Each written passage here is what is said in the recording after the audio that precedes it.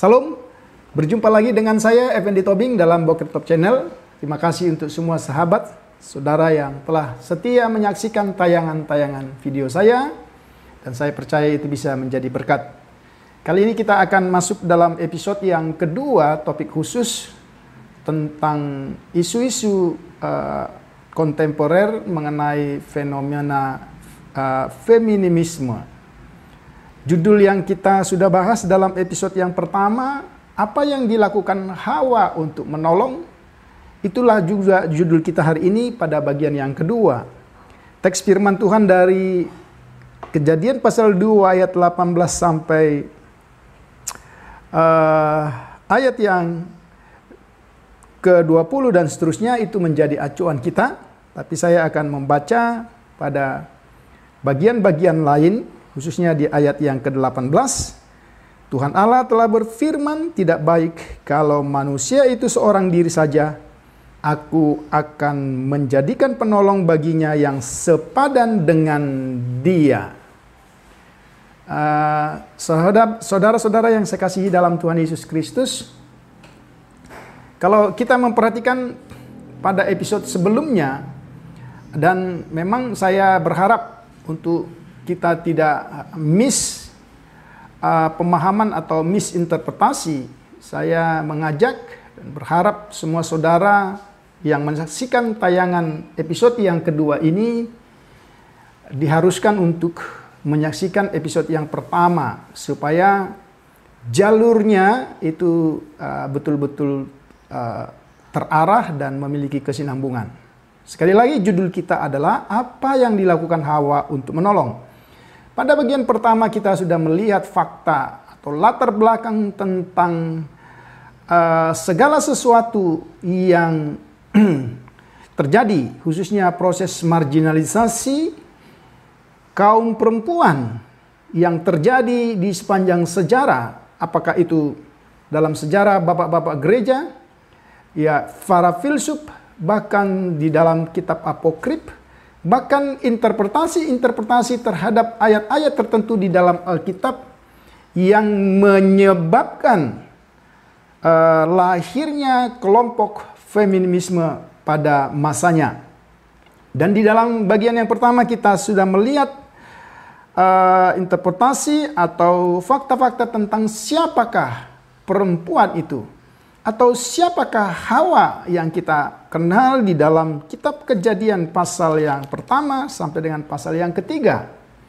Dan kita sudah melihat pandangan-pandangan feminisme yang tentu sebagai reaksi terhadap latar belakang yang terjadi. Sesudah kita melihat siapa itu perempuan dengan pandangan yang jelas dari Alkitab pada bagian yang pertama, maka pada bagian yang kedua ini kita akan melihat apa yang dilakukan Hawa untuk menolong. Ya, karena itu topik kita pertama berorientasi pada Hawa sebagai penolong. Masalah yang lain dalam teks Kejadian 2 dan 3 berkenaan dengan gambaran tentang kesetaraan seksual menurut feminisme ialah bahwa peran wanita dirancang oleh Allah sebagai salah satu penolong. Kata penolong, helper, pada umumnya memang dapat dipahami sebagai asisten, bawahan, dan ini memang memiliki konotasi inferior. Ya, bahkan hal itu pun disepakati oleh saudara-saudara kita dari kaum feminis. Jika teks ini ingin dibebaskan dari sifat androsentrisitas atau menjadi yang berpusat pada laki-laki, yang membuat wanita pada dasarnya menjadi penolong, dengan kata lain menjadi bawahan bagi laki-laki, maka teks tersebut tidak boleh memiliki konotasi inferior. Dikatakan oleh kaum feminis, ada beberapa atau dua argumen paling tidak. Yang pertama, kalau kita melihat terminologi, istilah yang dipakai untuk wanita dalam ayat yang saya sudah bacakan tadi, dari bahasa Ibrani ezer, itu tidak menyiratkan pangkat yang lebih rendah. Itu pandangan atau argumen yang pertama. Argumen yang kedua, pemakaian istilah kenekdo, kenekdo atau sepadan, juga menyiratkan pangkat atau kedudukan yang sama. Jadi menurut mereka, pertama memang sangat jelas ezer itu tidak menyiratkan pangkat yang lebih rendah. Perhatikan, yang kedua, istilah kenekdo justru menyiratkan pangkat atau kedudukan yang sama. Ya, seorang tokoh feminis yang kita sudah bahas dalam bagian yang pertama, namanya Tribble, mengklaim bahwa di dalam beberapa bagian istilah ezer justru digunakan untuk Tuhan sebagai penolong Israel yang menciptakan dan menyelamatkan. Istilah tersebut tidak dapat berkonotasi dengan inferioritas, justru berkonotasi superioritas. Jadi, saudara perhatikan, di sini terjadi pembalikan. Ya, bermain dengan terminologi, arti makna yang sesungguhnya, kemudian kita lihat terjadi pembalikan. Lebih lanjut, argumen Tribble, ezer mencirikan Tuhan. Tuhan adalah penolong Israel. Sebagai penolong, Yahweh menciptakan, menyelamatkan. Jadi ezer adalah istilah relasional. Ini pelembutan makna ya. Itu menunjuk pada hubungan yang menguntungkan, dan itu berkaitan dengan Tuhan, manusia, alam semesta, termasuk hewan. Dengan sendirinya, kata tersebut tidak menentukan posisi dalam hubungan. Lebih khusus lagi, ini tidak menyiratkan inferioritas. Saudara bisa perhatikan catatan kakinya. Bahkan menurut feminis, seringnya penggunaan kata penolong untuk Tuhan mengakibatkan bahwa dalam Alkitab Ibrani, kata penolong sebenarnya mengandung konotasi superior. Tribble lebih lanjut menguraikan, dalam kitab suci Ibrani, kata ini seringkali menggambarkan Tuhan sebagai yang tertinggi, yang menciptakan dan menyelamatkan Israel.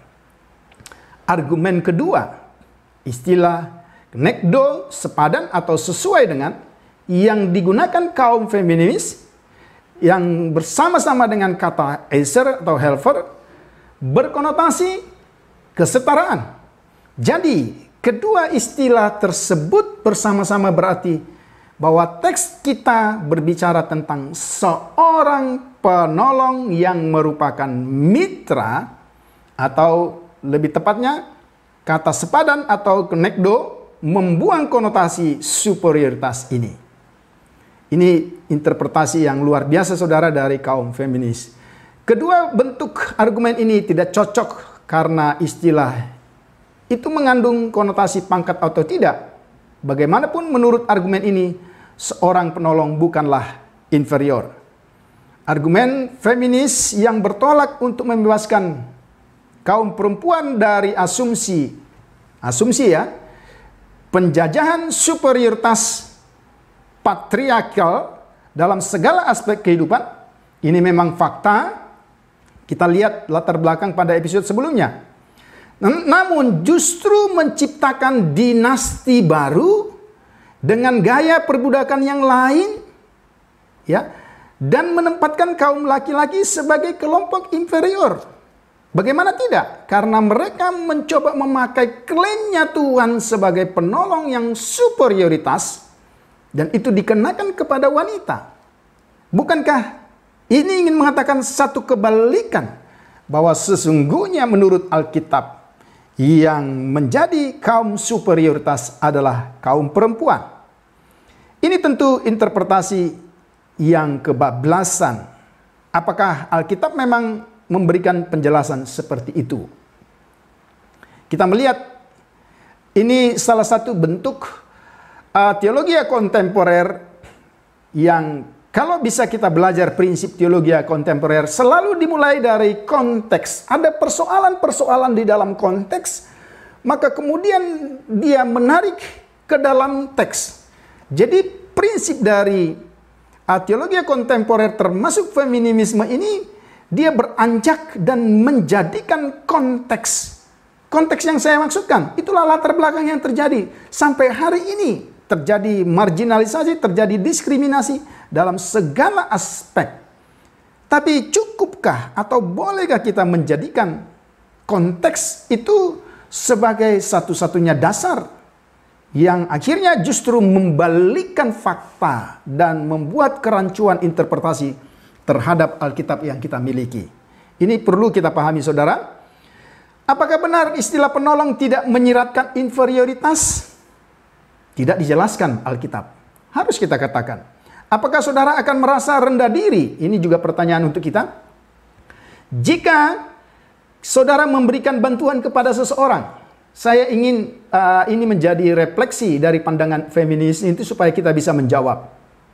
Jika kita memberikan pertolongan kepada seseorang, apakah kita jadi merasa rendah diri? Ya, atau sebaliknya, apakah saudara merasa menjadi orang yang berkuasa, superioritas, justru ketika saudara menerima bantuan dari orang lain? Dengan kalimat yang sederhana, apakah jemaat, pasien, konselor, klien adalah kaum inferior, sementara para gembala, dokter, lawyer, psikiater, dan kaum profesional lainnya adalah superioritas atau superior? Saudara silakan tentukan sendiri. Memang kita harus akui studi umum tentang istilah bantuan atau pertolongan memang sepenuhnya tidak memadai untuk menetapkan arti dari kata dalam konteksnya sekarang. Bagaimana fungsi penolong di sini hanya akan menjadi benar-benar nampak ketika kita mengajukan pertanyaan sesuai dengan tema kita. Jadi apa yang Hawa lakukan untuk menolong? Ya, sekali lagi, kita tidak bisa menjelaskan makna dari satu istilah lepas dari konteksnya. Dan itulah yang dilakukan oleh kaum feminis. Ya, mereka mencopot satu istilah keluar dari akarnya. Kalau kita perhatikan, apa yang dilakukan Hawa untuk menolong? Kita lihat, Hawa diciptakan untuk menjadi penolong. Jadi, di manakah, saya bertanya lebih tegas lagi, jadi di manakah dalam narasi Kejadian 2 dan 3 kita melihat Hawa benar-benar menolong? Adakah yang dia lakukan yang memungkinkan kita untuk memberikan jabatan kepadanya sebagai penolong? Ya, untuk dapat memahami apa yang dilakukan untuk menolong, maka kita harus memahami apa tugas yang harus dikerjakan Adam yang diterimanya dari Tuhan. Yang pertama, dalam kisah Kejadian 1 dan 2, paling tidak kita membaca ada 2 tugas yang diberikan Tuhan kepada Adam, yang di dalamnya diharapkan Hawa dapat atau bisa memberikan pertolongan. Yang pertama adalah mengelola dan memelihara Taman Eden. Pasal 2 ayat 15. Apakah Adam benar-benar terlihat mengolah Taman Eden? Oke. Ya, ini kita kembalikan pada konteks aslinya. Apakah juga Tuhan salah? Juga tidak. Tapi kita harus lihat kepada konteks aslinya. Sekali lagi, apakah Adam benar-benar terlihat mengolah Taman Eden sehingga ia membutuhkan bantuan Hawa untuk itu? Narasi tidak mengatakan hal itu. Jika kita memahami Hawa sebagai seorang penolong yang dengan berbagai cara dapat membantu dan pada saat yang sama dapat membuktikan sebagai pendamping, mampu bertukar pikiran dengan Adam, oke, dan dalam hal yang lain dia dikatakan setara secara intelektual atau sebagai penolong, Hawa ditampilkan sepenuhnya sebagai pasangan dan rekan kerja Adam. Hawa sebagai seorang rekan, bukan bawahan ataupun atasan. Tetapi orang yang meringankan beban. Pertanyaannya lagi-lagi ialah, apakah kita menemukan pertolongan seperti itu di dalam teks? Tugas Adam yang kedua adalah memberi nama bagi setiap binatang yang diciptakan Allah. Sebagai seorang taksonom, wah itu satu pekerjaan yang luar biasa menurut saya.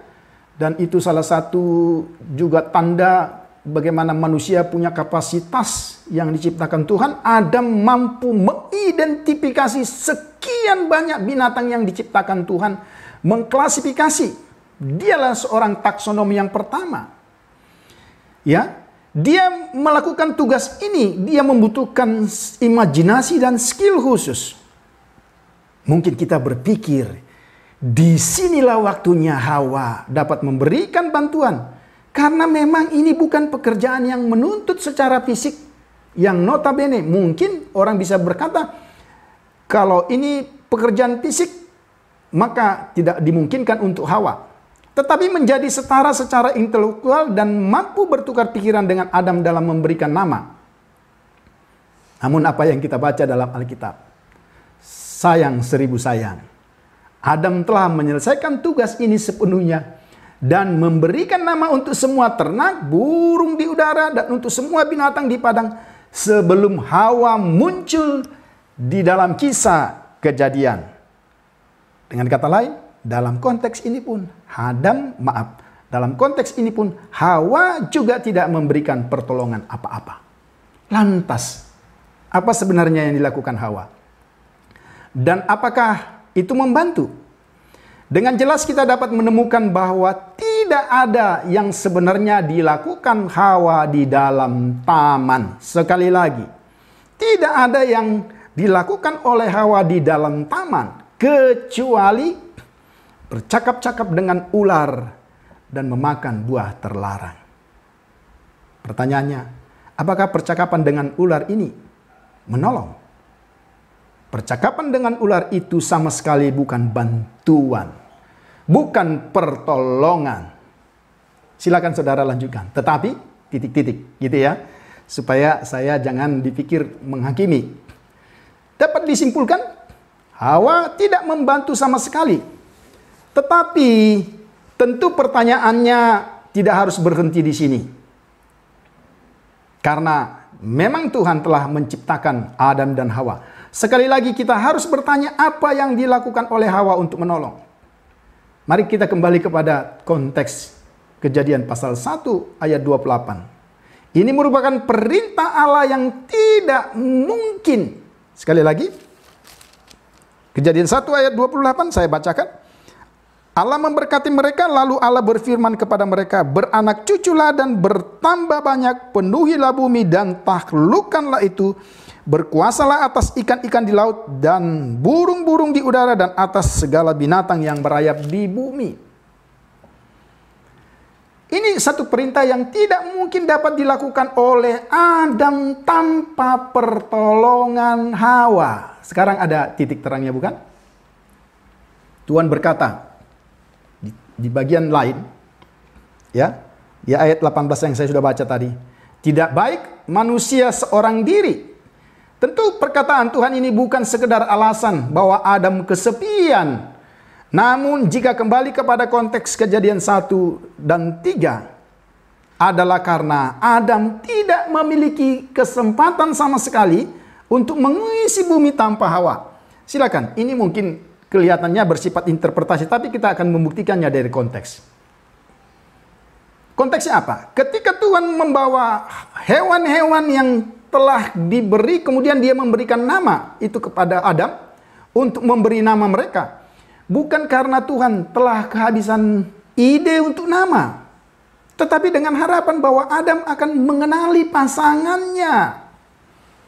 Dan itu yang dikatakan teks. Karena ayat selanjutnya atau kalimat selanjutnya dikatakan, ia tidak menemukan penolong yang sepadan dengan dia. Kalau boleh saudara tambah garis bawahi, di antara binatang-binatang yang dia namai. Oke? Jadi jelas.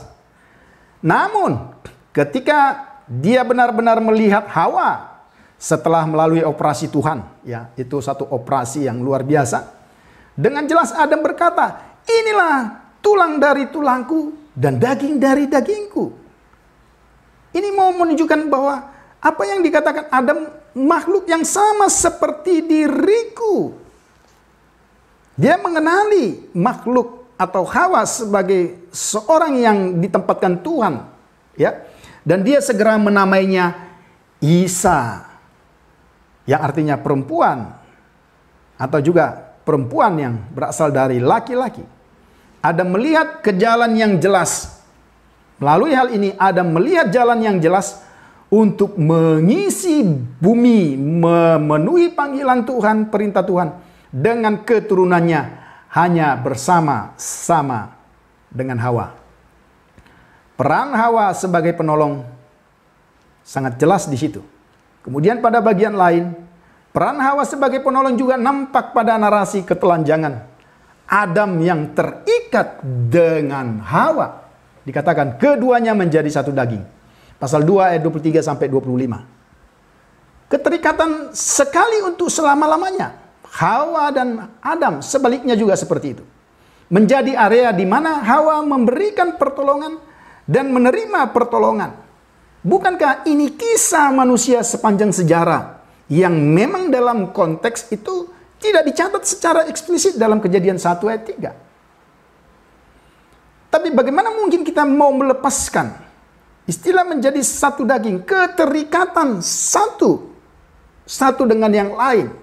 Tetapi tentulah dalam teks dan konteks itu jelas sekali kita secara eksplisit katakan bahwa Adam memiliki pertolongan dalam proses prokreasi. Kita lihat di situ ya.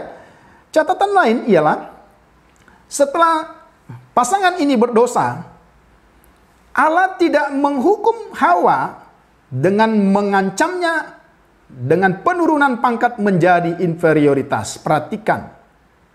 Kalau ada yang berpikir seperti itu adalah pikiran yang dimasukkan. Itu adalah eisegese kepada Alkitab. Tetapi Allah menghukumnya dengan keras. Ya, kalimat antara lain dikatakan dalam Kejadian 3 ayat 16. Susah payahmu waktu engkau mengandung akan kubuat sangat banyak. Dengan kesakitan engkau akan melahirkan anakmu. Sama halnya dengan Adam yang akan merasa kesakitan dan bersusah payah untuk mencari makan dari tanah seumur hidupnya. Saudara, di sini kita melihat keduanya, baik laki-laki maupun perempuan itu akan terkunci, ya, atau terpatri dalam siklus rasa sakit yang tidak terhindarkan.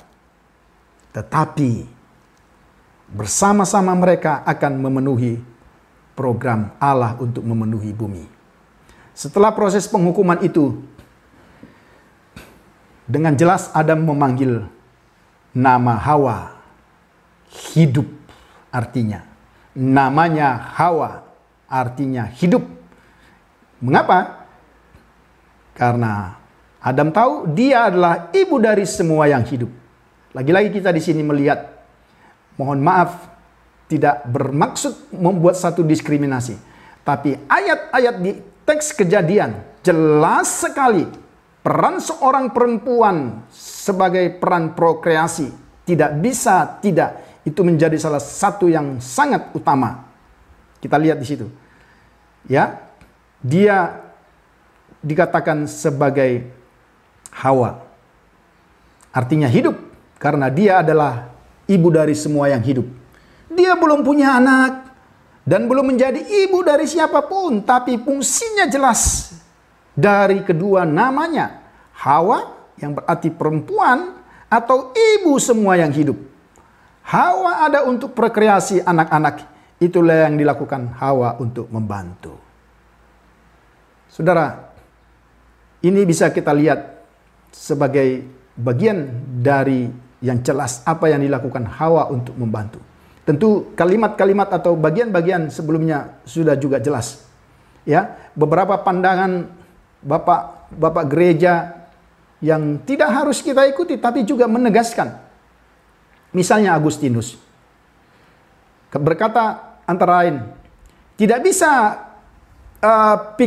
dipikirkan alasan apapun bagi wanita dijadikan sebagai penolong pria jika kita mengabaikan alasan prokreasi. Prokreasi artinya itu berkembang biak. Aquinas juga katakan, ya, sangatlah penting untuk menjadikan wanita sebagai bantuan bagi pria. Memang bukan untuk membantunya dalam pekerjaan lain apapun. Sekali lagi ini pandangan. Karena di mana sebagian besar pekerjaan laki-laki dapat memperoleh bantuan dengan lebih mudah dari laki-laki lain daripada dari seorang wanita. Tetapi untuk membantunya dalam pekerjaan prokreasi. Saudara, dengan demikian sangat jelas. Mari kita kembalikan kepada konteksnya. Tentu dari konteks inilah nanti kemudian kita menemukan bantuan-bantuan apa yang diberikan Hawa, apa yang diberikan perempuan pada umumnya dalam proses kehidupan selanjutnya. Karena keterikatan satu dengan yang lain. Baik dalam konteks perkawinan, tetapi dalam konteks penderitaan yang terus berjalan. Itu bisa kita lihat. Nah, dengan demikian maka dapat kita simpulkan dari 2 episode ini, fakta tentang terjadinya marginalisasi terhadap kaum perempuan itu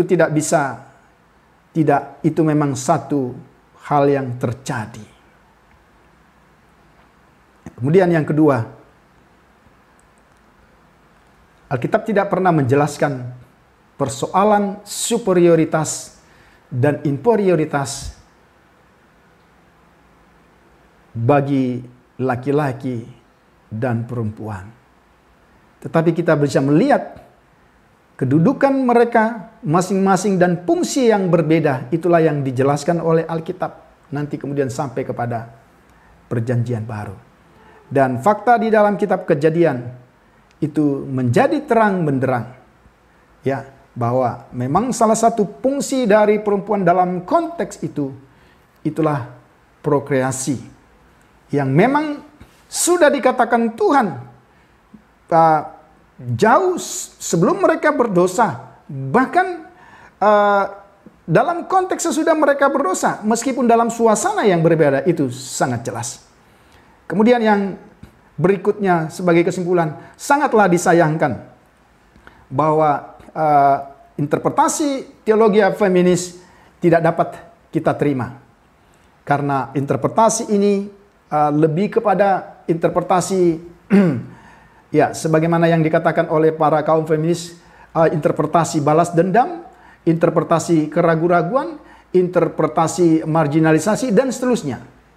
Yang akhirnya juga akan membuat satu pemahaman yang sebaliknya.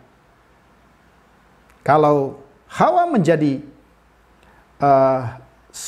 satu pribadi yang mengalami diskriminasi, maka ketika kita mengaminkan interpretasi kaum feminis, maka akan terbalik. Laki-laki lah yang harus menjadi penolong, harus menjadi kaum yang direndahkan menurut interpretasi ini.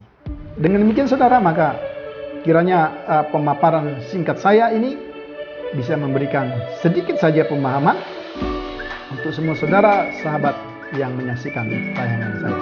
Tuhan Yesus memberkati.